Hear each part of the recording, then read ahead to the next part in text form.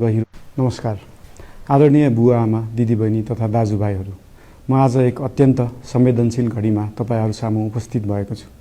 केही दिन अघि सुनसरीको देवानगञ्ज, सिराहा लगायतका स्थानमा भएको दुःखद घटना र त्यसपछि केही जिल्लाहरूमा उत्पन्न अशान्त वातावरणलाई लिएर नेपाल सरकार पूर्ण रूपमा गम्भीर र संवेदनशील छ। यस दुःखद घटनामा परि निधन हुनुभएका हाम्रा नागरिकहरू जयप्रकाश मेहता, ओम प्रकाश मेहता र गणेश यादवप्रति म भावपूर्ण श्रद्धाञ्जली अर्पण गर्दछु। साथै शोक सन्तप्त परिवारजनहरूमा नेपाल सरकारका तर्फबाट गहिरो संवेदना व्यक्त गर्दछु। घटनामा परि घाइते हुनुभएका सम्पूर्ण नागरिकहरूको शीघ्र स्वास्थ्य लाभको कामना गर्दछु। घाइतेहरूको उपचारमा कुनै पनि प्रकारको कमी वा ढिलाइ हुन नदिन सम्बन्धित स्वास्थ्य निकायहरूलाई स्पष्ट निर्देशन दिइसकिएको छ। घटना भए लगत्तै सबै सुरक्षा निकायहरूले तत्काल घटनास्थलमा पुगेर परिस्थितिलाई सामान्य बनाउने, थप अप्रिय घटना हुन नदिने र शान्ति सुरक्षा कायम गर्ने प्रयास निरन्तर गरिरहेका छन्। घटनाको निष्पक्ष छानबिन गरी दोषीलाई कडा कानुनी कारबाही गर्न गृह मन्त्रालयले छानबिन समिति गठन गरिसकेको छ। म सबैमा विश्वास दिलाउन चाहन्छु कि यो छानबिन पूर्ण रूपमा निष्पक्ष र पारदर्शी हुनेछ। घटनामा संलग्न दोषी जो कोही भए पनि कानुनी दायरामा ल्याउन सरकार प्रतिबद्ध छ।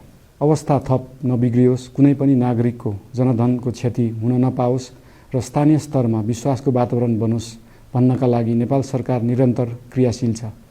परिस्थिति सामान्यीकरण गर्न केन्द्र स्तरमा सर्वदलीय बैठक आह्वान गरी गहन छलफल गरिएको छ। स्थानीय तहसम्मै जनप्रतिनिधि, नागरिक समाज, विभिन्न धार्मिक गुरुहरू, समुदायका अगुवा तथा सामाजिक व्यक्तित्वहरूसँग निरन्तर संवाद भइरहेको छ। स्थानीय स्थितिको प्रत्यक्ष अनुगमन गर्न, पीडित पक्षसँग संवाद गर्न र शान्ति सुरक्षालाई थप सुदृढ बनाउन गृहमन्त्री स्वयं सो स्थानमा पुगिसक्नु भएको छ। साथै देशको समग्र शान्ति सुरक्षाको अवस्थाबारे गम्भीर समीक्षा गर्न राष्ट्रिय सुरक्षा परिषदको बैठक बसी परिस्थिति अनुसारका आवश्यक निर्णयहरू समेत गरिसकिएको छ।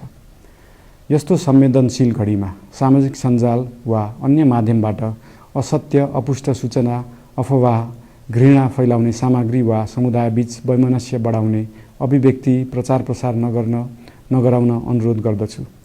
साथै सरकारी निकायहरूबाट जारी भएका आधिकारिक तथ्य र सूचना मात्र विश्वास गर्न विशेष आग्रह गर्दछु। प्रत्येक नागरिकको जीवधनको रक्षा गर्नु, सामाजिक सद्भाव जोगाउनु र समाजमा शान्ति कायम राख्नु राज्यको सर्वोच्च र प्राथमिक दायित्व हो। आगामी दिनमा पनि राज्य थप सतर्क र संवेदनशील रहनेछ। प्रत्येक नागरिकको जीवन सुरक्षाका लागि सरकारका सम्पूर्ण संयन्त्रहरू अहोरात्र खटिनेछन्। शान्ति सुरक्षा भङ्ग गर्ने, अराजकता फैलाउने वा हाम्रो सदियौं पुरानो सामाजिक सद्भाव, सहिष्णुता र भाइचारा खलबलाउने कुनै पनि क्रियाकलापप्रति सरकार पूर्ण रूपमा सचेत छ र यस गतिविधिमाथि कडा कदम चालिनेछन्। नेपालको संविधानले प्रत्येक नागरिकलाई आआफ्नो धर्म, संस्कृति र परम्परा मान्ने मौलिक हक प्रदान गरेको छ। यो संवैधानिक दायित्व निर्वाह गर्न सरकार पूर्ण रूपमा प्रतिबद्ध छ। धर्म समाजलाई आपसमा जोड्ने र प्रेम बाँड्ने शक्ति हो। संसारको कुनै पनि धर्म वा संस्कृतिले हिंसा, घृणा र विभाजन सिकाउँदैन। सबै धर्मको मूल सार करुणा, दया, प्रेम र शान्ति नै हो।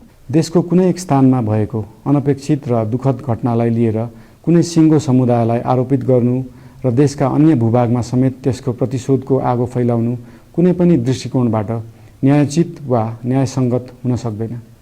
आदरणीय बुवा आमा, दिदीबहिनी तथा दाजुभाइहरू, हाम्रो इतिहास साक्षी छ कठिनभन्दा कठिन र अप्ठ्यारो परिस्थितिमा पनि आपसी एकता, सहिष्णुता र विवेक नै हाम्रो सबैभन्दा ठूलो शक्ति बनेका छन्।